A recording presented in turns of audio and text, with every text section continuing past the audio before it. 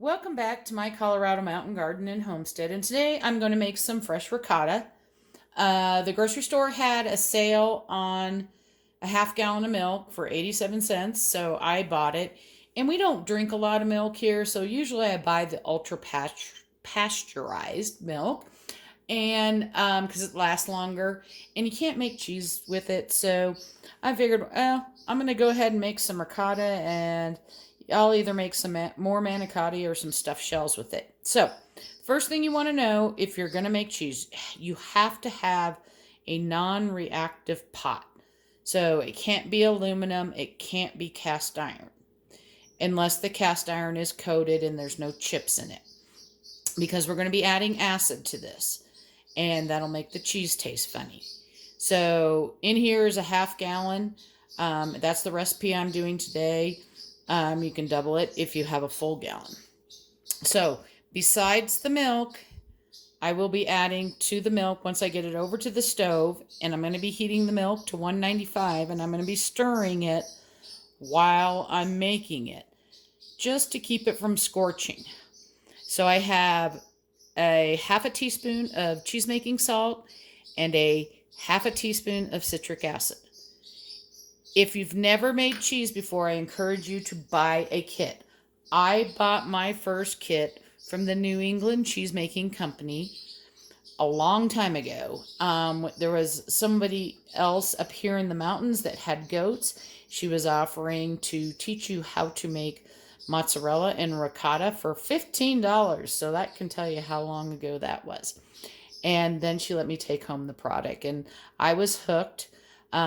I also make farmer's cheese where you're just using lemon juice. But today we're going to make a true ricotta. You can make it, you can use whole milk, you can use 2%, you can use 1%, whatever you want. This happens to be whole milk. If you're using fresh milk, you may have to use more citric acid. So besides this, for stirring and taking the curds out, you're going to need something like this. And again, this is silicone, so it's non-reactive. The handle is stainless steel. Again, you don't want to use anything aluminum. So it says stainless steel right there. You can see it. But you don't want to use aluminum or anything like that, because that will change the taste with that acid. The other items you're going to need once you get your curds ready, and again, we're going to heat that to 195, stirring it, and then we let it set for 5 minutes, and then we take the curds out. You're going to need a bowl or a pan. You're going to need a strainer, and I may have to empty some of the whey out of here if it's touching the bottom of the strainer, because I'm not going to hang my ricotta up. I'm just going to let gravity do its work in the strainer. For me, that's been the easiest way. And you're going to want a piece of cheesecloth to line in here. Now, if you were going to try and hang this and hang it over your faucet or whatever, my faucet doesn't allow it. You're going to want a big enough piece of cheesecloth. So you'll want a bigger piece of cheesecloth so that you can tie it up here. Hang on, let me move this up a little bit so you can hang it on whatever you're going to hang it on. But for me, this seems to work. After I get this heated and get the curds in, I'll come back and show you what those look like. So this is what the ricotta looks like, and you don't want to stir it vigorously when you're stirring it around. What I tried to do is move it towards the center just to keep it from scalding to the bottom. So I brought the temperature up to 195, and I let it rest for 5 minutes. And this is what it looks like. And I'm very sorry, I don't have a second burner or anything like that that I can do on my island, so you can see me doing this. But, you know, most of us don't. So this is the way I do it.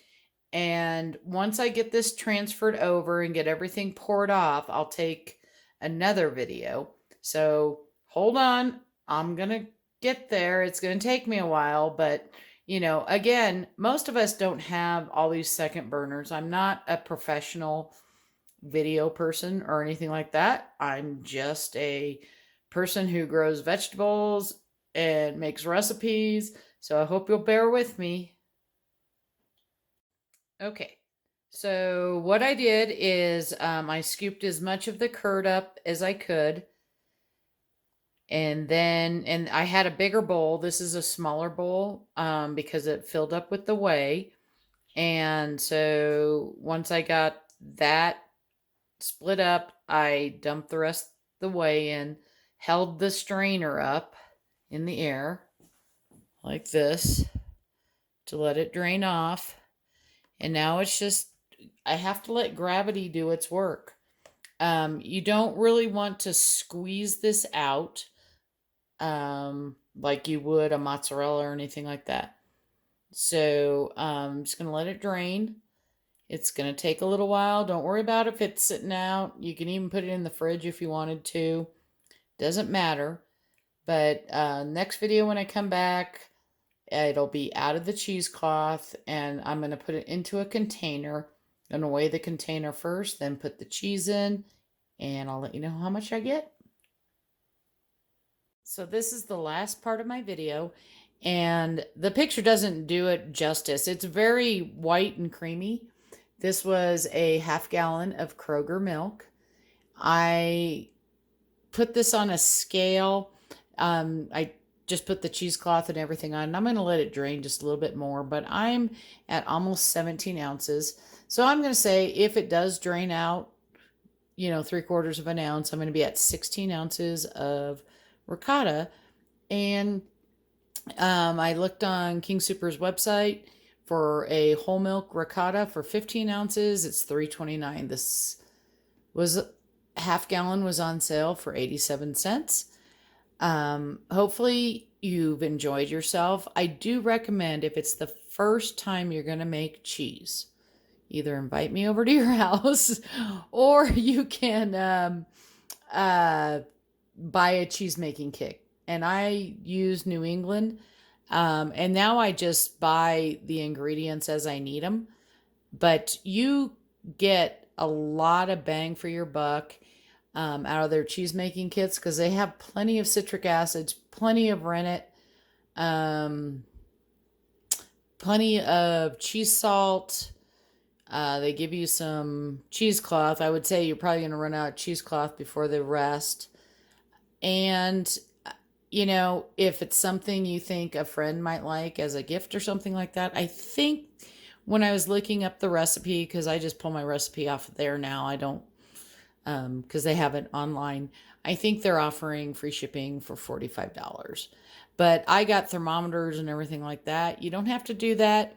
But if you want to make both mozzarella and ricotta, get the one that says it's for mozzarella and ricotta. Otherwise, you will not get the rennet tabs. Hope you're having a wonderful day, and yay cheese!